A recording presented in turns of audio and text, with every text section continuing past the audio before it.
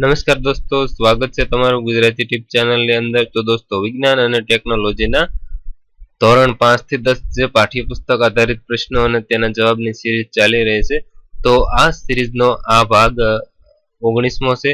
તો આ 19મા ભાગની અંદર આપણે 901 થી 950 સુધીના પ્રશ્નો અને તેના જવાબ આપણે જાણીશું। તો જે મિત્રોએ હજુ સુધી અમારી ચેનલ સબસ્ક્રાઇબ નથી કરી તો પ્લીઝ તે અમારી ચેનલ સબસ્ક્રાઇબ કરી સાથેનું બેલ આઇકન જરૂર દબાવવું, જેથી કરીને આ સિરીઝના જે પણ ભાગ અમે અપલોડ કરવી કે તરત જ તમને નોટિફિકેશન દ્વારા છે જાણ થઈ શકે।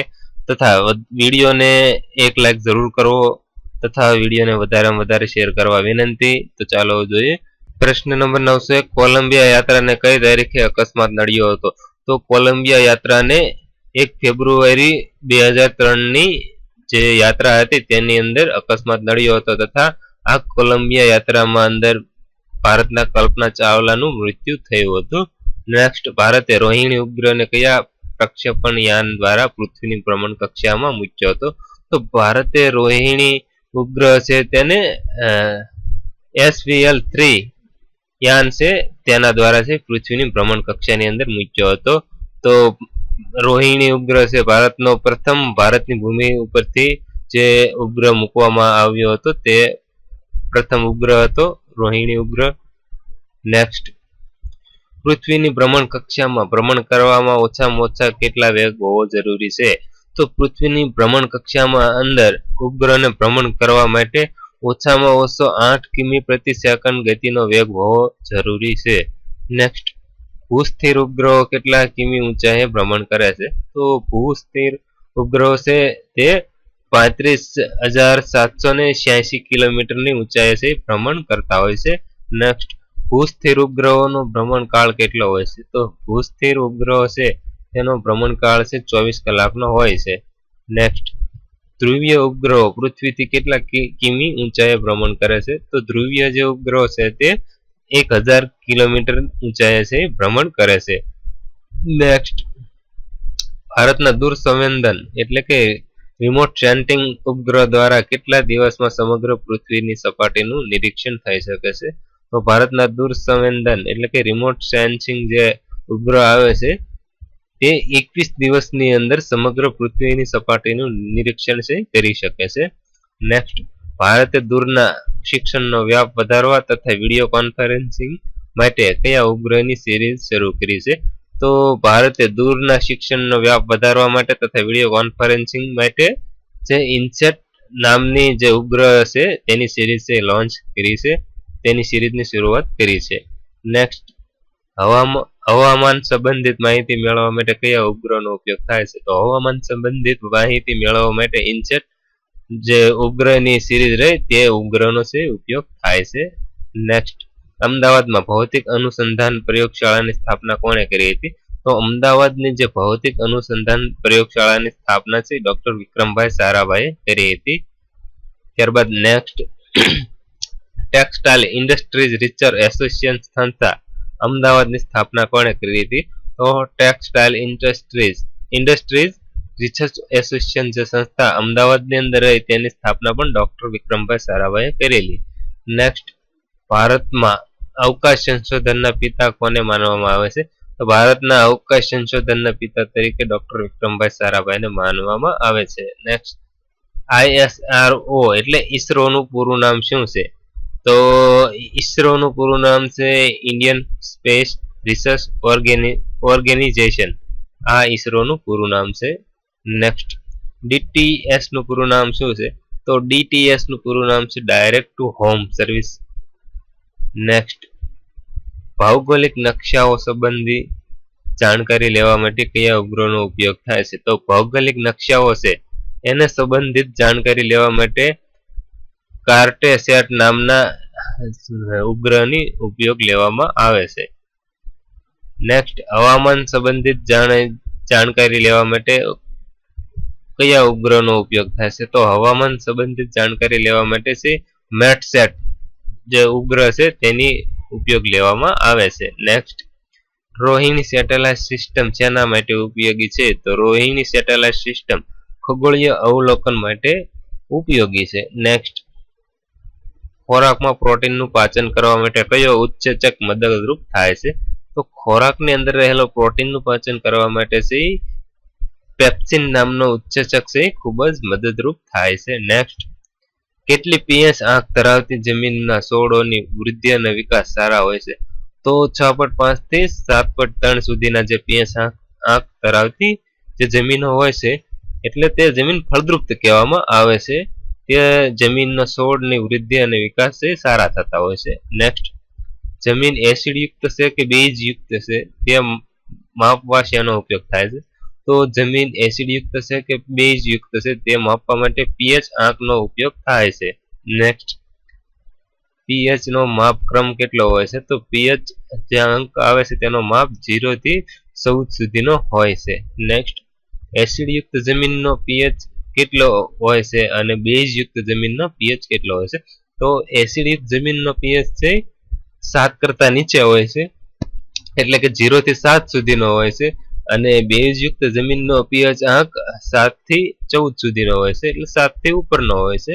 તો જે જમીનનો અંક 7 કરતા નીચે હોય તો એ એસિડ યુક્ત જમીન હોય એવું માનવામાં આવે છે અને 7 કરતા ઉપર હોય 14 સુધીની અંદર તો તે બેઝ યુક્ત જમીન છે તેવું માનવામાં આવે છે, નક્કી કરવામાં આવે છે. નેક્સ્ટ, એસિડ યુક્ત જમીન સુધારવા માટે શેનો ઉપયોગ થાય છે?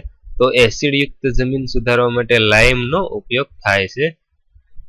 તે જ રીતે નેક્સ્ટ, બેઝ યુક્ત જમીન છે તેને સુધારવા શેનો ઉપયોગ થાય છે? તો બેઝ યુક્ત જમીન સુધારવા માટે જીપ્સમનો ઉપયોગ થાય છે જે પીળા રંગનું આવતું હોય છે. તે ઘણી વખત તમે જોયું હોય છે જમીનની અંદર મોટા મોટા ઢગલા પડેલા હોય છે તો તે જમીન બેઝ યુક્ત હોય છે તેને સુધારવા માટે અને જેથી કરીને જે જમીન છે ફળદ્રુપ થાય છે જીપ્સમ નાખવાથી. નેક્સ્ટ, દાંતનું બહારનું પડ શેનું બનેલું હોય છે? તો દાંતનું બહારનું પડ છે કેલ્શિયમ ફોસ્ફેટનું બનેલું હોય છે. નેક્સ્ટ, કીડીના ડંખમાં કયું એસિડ હોય છે? તો કીડીના ડંખની અંદર ફોર્મેટિક એસિડ હોય છે જેથી કરીને આપણને છે થોડી ઘણી બળતરા ઉત્પન્ન થતી હોય છે, ખંજવાળ આવતી હોય એવું થતું હોય છે. નેક્સ્ટ, મધમાખીના વિષમાં કયું એસિડ હોય છે? તો મધમાખીના વિષની અંદર છે મેલેટિન નામનું છે એસિડ હોય છે. નેક્સ્ટ, મધમાખીના ડંખથી રાહત મેળવવા શેનો ઉપયોગ થાય છે? તો મધમાખીના ડંખથી રાહત મેળવવા માટે ખાવાના સોડાનો ઉપયોગ થાય છે. નેક્સ્ટ, વિનેગરમાં કયું એસિડ હોય છે? તો વિનેગરની અંદર છે એસિટિક એસિડ હોય છે. નેક્સ્ટ, દહીં અને છાશમાં કયું એસિડ હોય છે? તો દહીં અને છાશની અંદર છે લેક્ટિક એસિડ હોય છે. નેક્સ્ટ, આંબલીમાં કયું એસિડ હોય છે? તો આંબલીની અંદર ટાર્ટરિક નામનું એસિડ હોય છે. નેક્સ્ટ, તેવી જ રીતે ટમેટામાં કયું એસિડ હોય છે? તો ટમેટાની અંદર ઓક્ઝેલિક નામનું એસિડ હોય છે.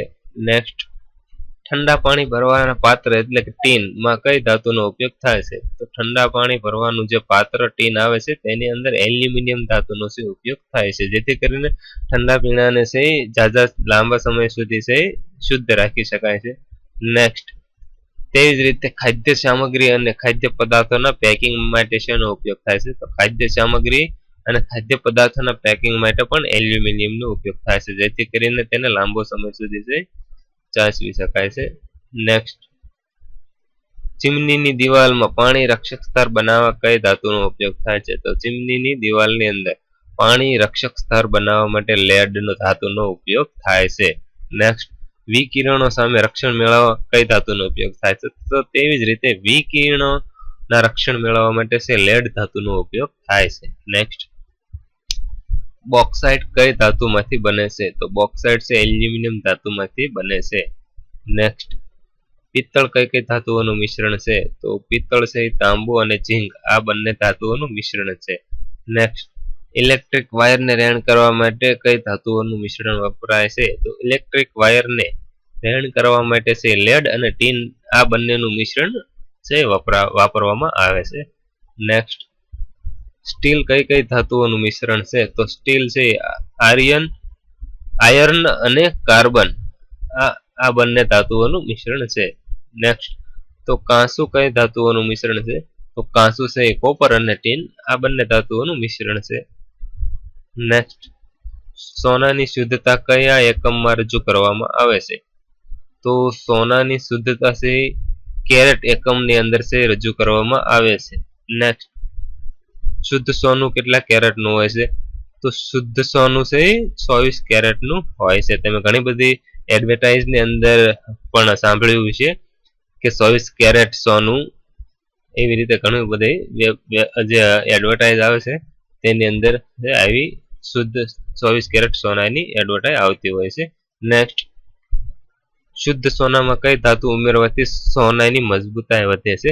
તો શુદ્ધ સોનાની અંદર તાંબુ અથવા તો ચાંદી, આ બંનેમાંથી કોઈ પણ એક ધાતુનું ઉમેરવામાં આવે તો સોનાની છે મજબૂતાઈ છે વધારો થતો હોય છે. નેક્સ્ટ, આપણા દેશમાં સામાન્ય રીતે આભૂષણો કેટલા કેરેટ સોનાના બનાવેલા હોય છે? તો આપણા દેશની અંદર સામાન્ય રીતે છે 22 કેરેટ સોનાના આભૂષણો બનાવેલા હોય છે. એટલે કે તેની અંદર તાંબુ અથવા તો ચાંદીનું મિશ્રણ હોય છે, જેથી કરીને તેની મજબૂતાઈ વધે છે. નેક્સ્ટ, કઈ અધાતુ કઠણ હોય છે? તો હીરો આ અધાતુ છે અને એ કઠણ પદાર્થ હોય છે અથવા તો સખત હોય છે. નેક્સ્ટ, કઈ અધાતુ વિદ્યુત વાહક હોય છે? તો ગ્રેફાઇટ છે એ અધાતુ છે અને તે વિદ્યુતનું વાહક છે તરીકે ઓળખવામાં આવે છે. વિદ્યુતનું સુવાહક છે એટલે તેની અંદરથી વિદ્યુત પ્રવાહ પસાર કરી શકાય છે. નેક્સ્ટ, હાઇડ્રોજનની શોધ કયા વૈજ્ઞાનિકે કરી હતી અને ક્યારે? તો હાઇડ્રોજનની શોધ છે 1766 હેની કેવેન્ડિશે નામના વૈજ્ઞાનિકે કરી હતી. નેક્સ્ટ, તો આવર્તક કોષ્ટકમાં પ્રથમ ક્રમે કયું તત્વ છે? તો આવર્તક કોષ્ટકની અંદર પ્રથમ ક્રમે છે હાઇડ્રોજન નામનું તત્વ છે હોય છે હાઇડ્રોજન. નેક્સ્ટ, એમોનિયા નું ઉત્પાદન કઈ પદ્ધતિ થાય છે? તો એમોનિયાનું ઉત્પાદન છે હેબર પદ્ધતિથી કરવામાં આવે છે. તો દોસ્તો, આ હતા વિજ્ઞાન અને ટેકનોલોજીના ધોરણ 5 થી 10 જે પાઠ્યપુસ્તક આધારિત પ્રશ્નો સામાન્ય સ્પર્ધાત્મક પરીક્ષાઓની અંદર પૂછાતા હોય છે. તો દોસ્તો, આ સિરીઝની અંદર આગળના ભાગ જોવા માટે પ્લીઝ તમે અમારી ચેનલ જરૂરથી સબસ્ક્રાઇબ કરો તથા સબસ્ક્રાઇબ કરીને સાથેનું બેલ આઇકન જરૂર દબાવો, જેથી કરીને અમે વિડીયો અપલોડ કરવી કે તરત જ તમને નોટિફિકેશન દ્વારા જાણ થઈ શકે. તથા દોસ્તો, પ્લીઝ એક લાઇક તો કરો તથા વિડીયોને વધારેમાં વધારે શેર કરવા વિનંતી. Thank you. સબસ્ક્રાઇબ કરો ગુજરાતી ટીપ યુટ્યુબ ચેનલ અને સાથે બેલ આઇકન દબાવી ઓકે કરો.